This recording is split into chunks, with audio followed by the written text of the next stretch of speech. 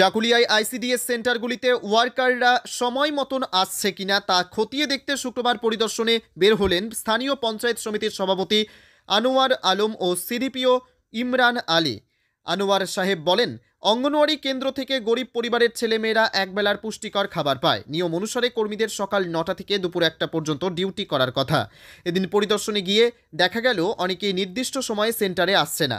এভাবে চলতে থাকলে প্রকল্পের বাস্তব উদ্দেশ্য সফল হবে না। আমরা নিয়মিত নজরদারি চালাবো। এদিন চাকুলিয়া গ্রাম পঞ্চায়েতের বালিগুড়া, গুছরা, মুড়িয়াটলি সহ একাধিক জায়গায় পরিদর্শন করেন। সঙ্গে ছিলেন পঞ্চায়েত সমিতির সদস্যরা।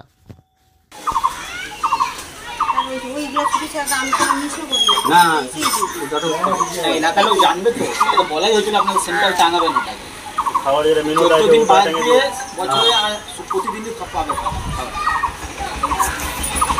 রোববার তো ছুটি, শুধু 5-15 দিনটা পাবে। আমার কথা হচ্ছে 1 চামচ সবাইকে 1 চামচ, যদি কেউ বলে 2 চামচ ওকে বোঝাবেন ভালোভাবে। 2 চামচ কী করে পাবেন?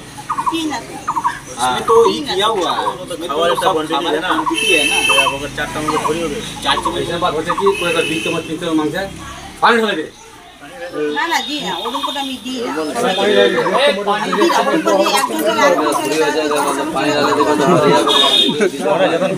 इतना होइल साहब इतना होइल भटियाला मांगे नहीं पानी ढाले तो তোমার বাধা দ্বারা দুনিয়া চলে যাচ্ছে।